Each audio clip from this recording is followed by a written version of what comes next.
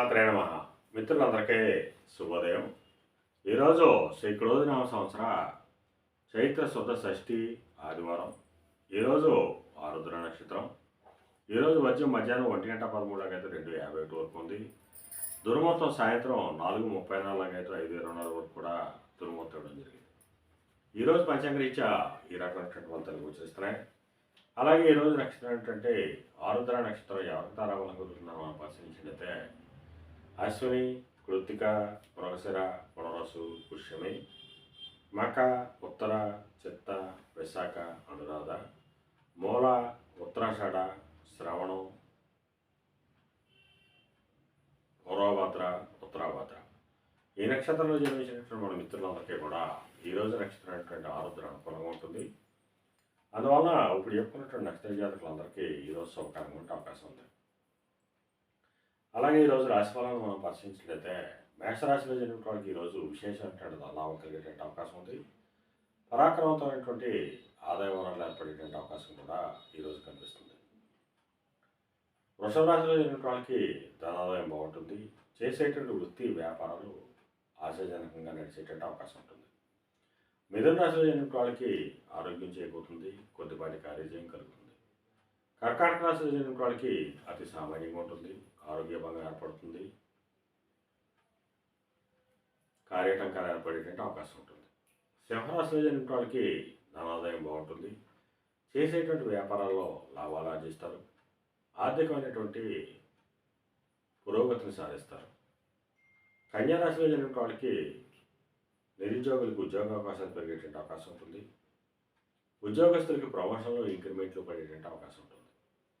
తులారాశిలో జరిగిన వాళ్ళకి పితృరాజితానికి సంబంధించిన శుభవార్తలు అంటారు.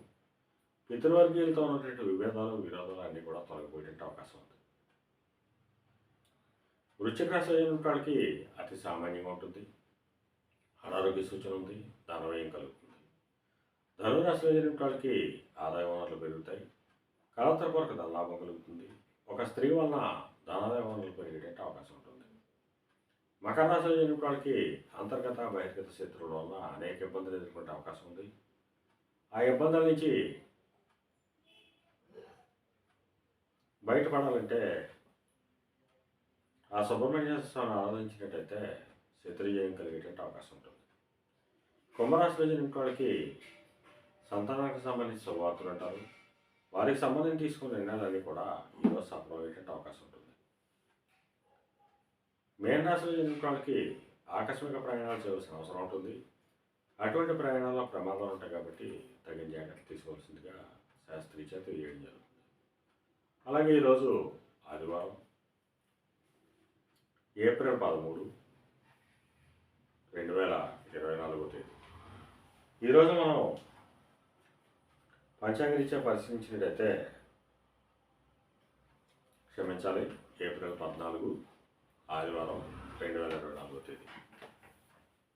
పాండిత్యంతో ధనార్థం చేసిన వాళ్ళకి అనగా పండితులు కానీ, లాయర్లు కానీ, లేఖలు కానీ, ఆడిటర్లు కానీ, విలేకరులు కానీ ఈరోజు మిక్కిలి శుభదాయకంగా లాభదాయకంగా అవకాశం ఉంది. జీవ సంబంధ వ్యాపారం చేసిన వాళ్ళకి కానీ, మత్తు పాదాలు క్రయ విక్రయాలు చేసిన వాళ్ళకి కానీ, వైద్య రంగంలో ఉన్న వాళ్ళకి కానీ ఈరోజు మిక్కిలి శుభదాయకంగా లాభదాయకంగా ఉండే అవకాశం ఉంది. ఈరోజు పంచాంగరీత్యా ఈ రకమైనటువంటి ఫలితాలు గోచరిస్తున్నాయి. అలాగే ఈరోజు ఆదివారం. అందువలన ఆ సూర్యభగవాన్ని ఆరాధించిన, స్వామిని అభిషేకించిన సర్వశుభాలు కలుగుతాయని చెప్పి శాస్త్రీయ తెలియజేయడం జరుగుతుంది. అలాగే ఈరోజు లేత నారింజ రంగు వస్త్రాలు కానీ లేదా దవడ వస్త్రాలు కానీ ధరించినట్టయితే సర్వశుభాలు కలుగుతాయని చెప్పి శాస్త్రీయ తెలియజేయడం జరుగుతుంది. అలాగే ఈరోజు అదృష్ట సంఖ్యలుగా 1, 5, 6, 8 తెలియజేయడం జరుగుతుంది. ఈ అదృష్ట సంఖ్య ఏంటంటే మన మిత్రులందరికీ కూడా ఈరోజు అంతా శుభకరంగా ఉండే అవకాశం ఉంది.